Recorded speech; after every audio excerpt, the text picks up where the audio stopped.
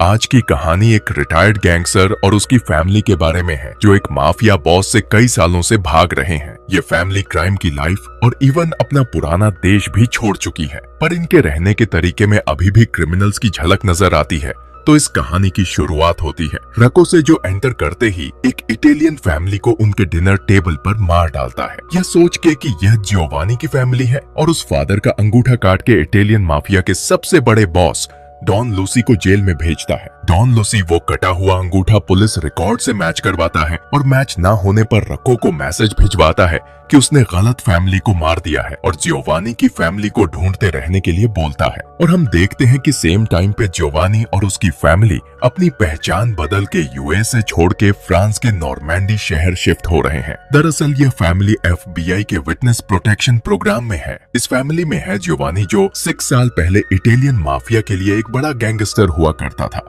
उसकी wife Maggi और उसके 2 बच्चे बेले और वॉरेन, और उनका एक लॉयल डॉग। इनका शहर और नाम बदल बदल के रहने का रीजन है। डॉन लूसी जो जियोवानी को मारना चाहता है, जियोवानी लूसी का एक लॉयल गैंगस्टर हुआ करता था और उसके लिए सारे न्यूयॉर्क और ब्रुकलिन के गैंग संभाला करता था। पर 6 साल पहले जियोवानी के सरकारी गवाह बनने की वजह से डॉन लूसी को उम्र कैद हो गई, और तभी से लूसी के आदमी जियोवानी और उसकी फैमिली को मारने के लिए पीछे पड़े हैं। जियोवानी की फैमिली देर रात को अपने इस नए घर में पहुंचती है और सारा घर देखते हैं। नेक्स्ट मंडे सब एक नया डे शुरू करते हैं और दोनों बच्चे स्कूल और मैगी शहर घूमने चली जाती है। यह कम आबादी वाला बेहद छोटा शहर होता है और काफी बोर होने के बाद मैगी घर का सामान लेने के लिए एक स्टोर में जाती है, और स्टोर का ऑनर और कुछ औरतें अपनी फ्रेंच भाषा में अमेरिकन के बारे में उल्टा सीधा बोलते हैं। मैगी को फ्रेंच समझ आती है, पर वो उन पर रिएक्ट करने के बजाय एक छोटे पेट्रोल टैंक और अल्कोहल को मिक्स करके उनके पीछे जला देती है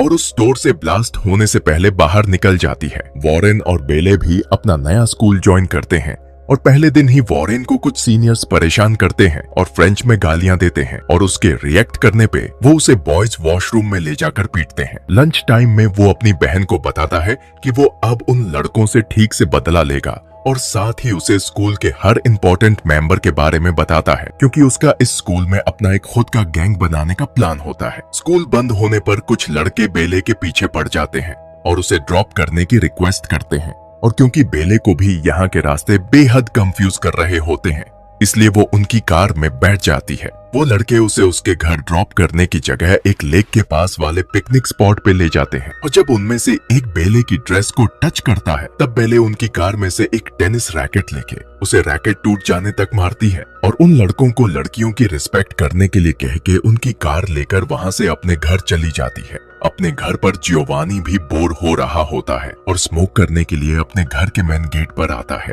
अपनी टाइपिंग से ब्रेक लेने के लिए जब वो उठता है, तब उसे अपना एक नया पड़ोसी नजर आता है, और जब वह उससे पूछता है कि जियोवानी काम क्या करता है, तब वह कहता है कि वह एक राइटर है। शाम को जब वह सब डिनर करने जा रहे होते हैं, तब उनके घर सैनफील्ड आता है। सैनफील्ड जियोवानी और उसकी फैमिली की सिक्योरिटी में लगी एफबीआई टीम का इंचार्ज होता है, और वो जियोवानी को बताता है कि उनकी प्रोटेक्शन के लिए सामने वाली बिल्डिंग में 2 एफबीआई एजेंट्स हमेशा ड्यूटी पर रहेंगे। साथ ही वह उसे आसपास के लोगों से मिलते हुए अपने गुस्से को कंट्रोल में रखने के लिए भी कहता है, क्योंकि जियोवानी पहले एक गैंगस्टर था, किसी को भी छोटी सी बात पर मार दिया करता था। अब मैगी कुछ खाना बना के सामने वाली बिल्डिंग में अपनी सिक्योरिटी में लगे दोनों एजेंट्स को देखती है, और वहां जाने से पहले जियोवानी से कहती है कि उनके यहाँ टैप में से गंदा ब्राउन वाटर आ रहा है, लिए वह एक प्लम्बर को बुलाते हैं। प्लम्बर 1 घंटा लेट आता है और अपनी बातों से जियोवानी को इरिटेट करता है। साथ ही वो टैप से आ रहे गंदे पानी का इश्यू को सॉल्व करने के बजाय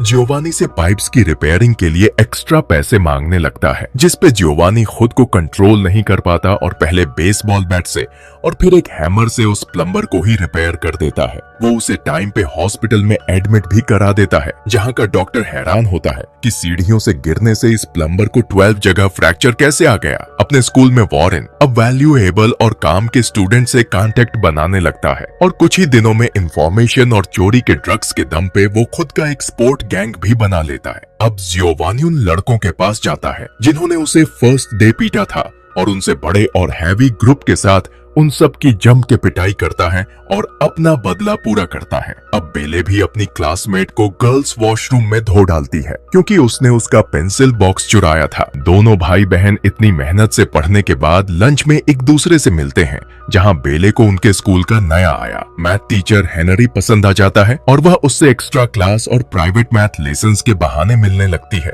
मैगी को पता होता है कि जियोवानी ने ही प्लम्बर को हॉस्पिटल पहुंचाया है, इसलिए वह उसे कंट्रोल में रहने को कहती है, जिस पर जियोवानी भी उसे सुपरमार्केट में हुए ब्लास्ट को लेकर ताना मारता है। अब दोनों सेम वीकेंड अपने सभी पड़ोसियों को लंच पर बुलाते हैं और अपने सभी न्यू मेंबर्स से इंट्रोड्यूस होते हैं। सैनफील्ड ने जियोवानी के टाइपराइटर पर लिखी स्टोरी पढ़ ली होती है और एक अच्छी नोवेल होने के बाद भी वो जियोवानी को वार्न करता है कि यह सब कभी प्रिंट नहीं हो सकता, वरना वह कहीं भी नहीं छुप पाएगा और उसके दुश्मन गैंग उसे ढूंढ के मार देगा। गुस्से में जियोवानी शहर के मेयर से मिलके अपनी पानी की प्रॉब्लम डिस्कस करता है और मेयर कहता है कि पानी टरबाइन से ही खराब आ रहा है और वो इसमें कुछ नहीं कर सकता। अब अपने ऊपर नजर रख रहे FBI एजेंट्स को उल्लू बना के जियोवानी घर से निकल के उस टरबाइन पे आ जाता है, जहां काम करने वाला वर्कर उसे बताता है कि यह सारा पानी एक फर्टिलाइजर बनाने वाली कंपनी पोल्यूटर रही है। जियोवानी उस कंपनी के ऑनर से भी मिलता है, जो उसकी हेल्प करने के बजाय उसे एटीट्यूड दिखाता है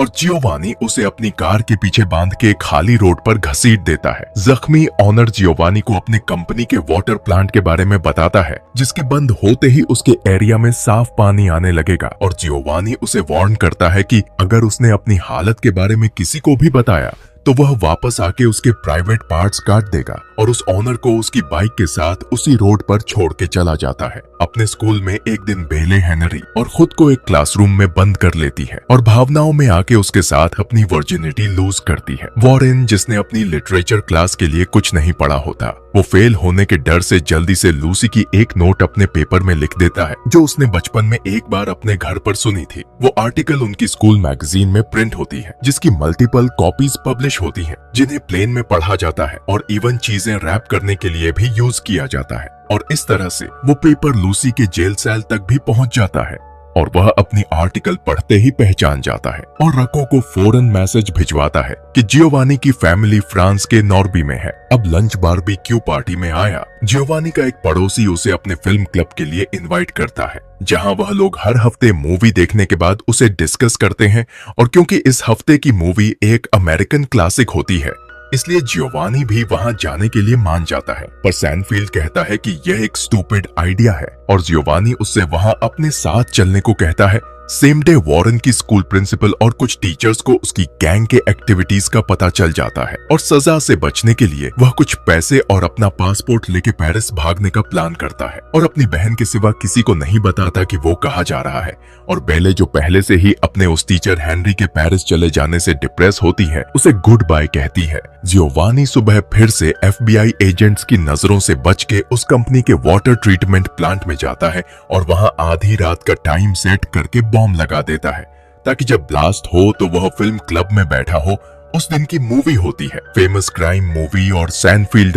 उसे वहां से तुरंत वापस चलने को कहता है, पर वो लोग सबके साथ बैठ के पूरी मूवी देखते हैं और मूवी खत्म होने के बाद फ्रेंच लोग जियोवानी से अमेरिकन गैंग कल्चर के बारे में क्वेश्चन पूछने लगते हैं। अब जियोवानी से रहा नहीं जाता और वह अपनी क्राइम लाइफ की रियल स्टोरी सुनाने लगता है और सब लोग उसे बहुत इंटरेस्ट के साथ सुनते हैं और उसके लिए क्लैपिंग भी करते हैं। और सैनफील्ड अपने दोनों एजेंट्स को यहाँ से सबको मूव करने को कहता है, क्योंकि शायद इस मूवी क्लब की स्टोरी से जियोवानी की रियल आइडेंटिटी बाहर आ जाए। तभी 12 बज जाते हैं और जियोवानी का वाटर प्लांट में लगाया बॉम्ब ब्लास्ट हो जाता है, पर सैनफील्ड या किसी को भी उस पर शक नहीं होता। शहर से निकलने के लिए जब वॉरेन बस स्टैंड पे बस का वेट कर रहा होता है, तब उसे एक बस में से रक्को अपने 5-6 आदमियों के साथ उतरता हुआ दिखता है और बेले को भी छत पे से कुछ माफिया मेंबर्स कार में घूमते दिखते हैं और दोनों बच्चे अपने पेरेंट्स को वार्न करने के लिए भागते हैं। वॉरेन घर पर कॉल भी करता है, पर मैगी उसका कॉल मिस कर देती है।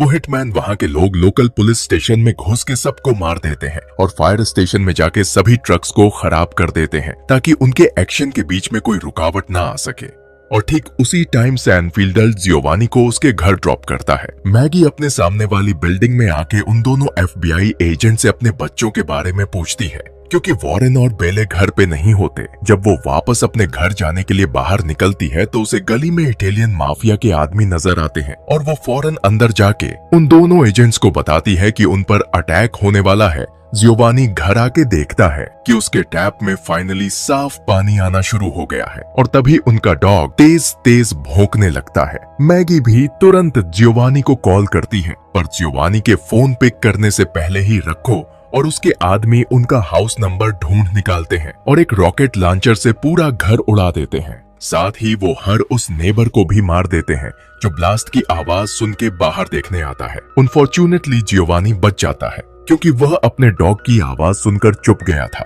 इधर मैगी एफबीआई एजेंट्स के साथ बाहर नहीं निकल पाती क्योंकि एक हिटमैन वहां घुस के दोनों एफबीआई एजेंट्स को शूट करके मार डालता है। पर इससे पहले कि वो मैगी को मरता, जियोवानी वहां आ जाता है और उससे लड़ने लगता है और मैगी पास ही पड़े एक चाकू से उस अटैक करके उसको मार डालती है। बाहर रक्को के साथ बाकी हिटमैन घर के मलबे में जियोवानी और उसकी फैमिली को ढूंढने लगते हैं, पर उन्हें बस घायल डॉग ही दिखाई देता है और इससे पहले कि वो उसे शूट करें, वॉरेन और बेले उन अटैकर्स की अनलॉक कार में से वेपन्स निकाल लेते हैं और उन पे पीछे से सरप्राइज अटैक करते हैं और दोनों एक गन फाइट में बेहद बहादुरी से रक्को के ऑलमोस्ट सारे आदमियों को मार गिराते हैं। पर वॉरेन जख्मी हो जाता है और रक्को अभी भी जिंदा होता है जिसकी गोलियां खत्म हो गई होती हैं। रक्को एक चाकू लेके बेले के पीछे भागने लगता है और उसका पीछा नहीं छोड़ता और जब वो बेले के बिल्कुल क्लोज आ जाता है, ठीक तभी सैनफील्ड अपनी कार से उसे एक जोरदार टक्कर मारता है